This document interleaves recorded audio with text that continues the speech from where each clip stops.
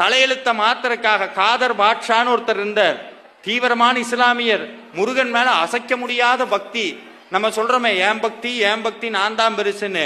ஒரு இஸ்லாமியர் முருகனை தினந்தோறும் பாடினார். செய்யாத குற்றத்துக்கு ஜெயில போட்டாங்க. கூட இருந்தவன் கேட்டான், என்ன பாய் முருகன் கொடுத்தார் போல அப்படின்னு இருக்கான் குசும்பு. அவன் சொன்னா, டே விட்றா பாத்துக்கலாம் அப்படின்ட்டு. தூக்கு தண்டனை அடுத்து காதர் பாட்ஷாவுக்கு தூக்கு தண்டனை நிறைவேற்ற போறாங்க. தூக்கு மேடை காதர் பாட்ஷா போறார். கூட இருந்தவன் கேட்டா, என்ன பாய் முருகன் தூக்கில போட சொல்லிட்டாரு போறேன்னு. காதர் பாட்ஷா சொன்னார், போடா இருந்தா முருகனை கோயில பாக்குறேன், போனா நேர்ல போய் பாப்பண்டார். அதுதான் பக்தி, அதான் பக்தி. நம்மளா இருந்தா என்ன சொல்லுவோம்? ஆமா கும்பிட்டு நாள் ஆச்சு எனத்த கும்பிட்டு.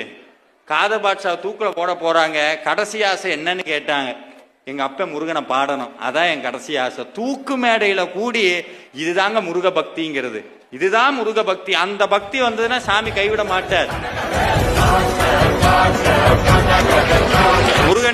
முருகனை பாடணும்னு ஹார்மோனிய பெட்டி கொடுக்கறாங்க, பாடுறார்.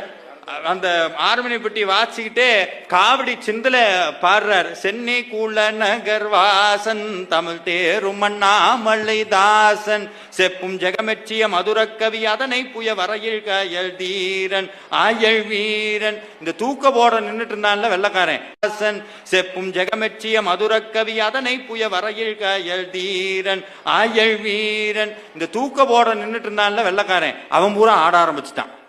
அவனை மறந்து ஆடுறான். 6 மணிக்கு தூக்கில போடணும். 6 மணி 6:05 6:10 6:10 6:15 ஆகி போச்சு. 6 மணிக்கு மேல தூக்கில போடக்கூடாது, இறக்குறாங்க காதர் பாட்ஷாவை.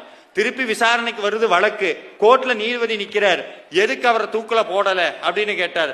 இவர் பாடணும்னு கேட்டார், நாங்க ஹார்மோனிய பெட்டியை கொடுத்தோம், அவர் பாடினார், நாங்க மெய் மறந்து ஆட ஆரம்பிச்சிட்டோம்.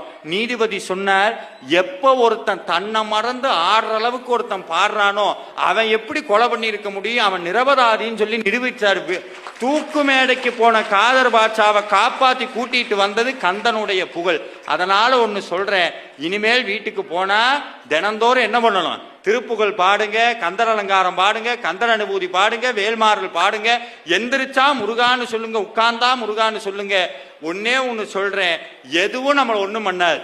சார் எனக்கு நிறைய பாவம் பண்ணிட்டேன், எங்களுக்கு பித்ரு தோசை இருக்கான், அந்த தோசை இருக்கான், இட்லி இருக்கான், வடை இருக்கா, எதுவும் ஒன்றும் பண்ணாது. அருணகிரிநாதர் சொன்னார், நாள் என் செய்யும் வினைதான் என் செய்யும், என்னை நாடி வந்த கோள் என் செய்யும், கொடுங்கூற்றென் செய்யும், குமரேசர் இருதாளும் சிலம்பும் சதங்கையும் சண்முகமும் தோளும் கடம்பும் எனக்கு முன் வந்து தோன்றிடன. என்னடா இதெல்லாம் பண்ணிரும், எங்க அப்பே முருகன் கூட இருக்காண்டா.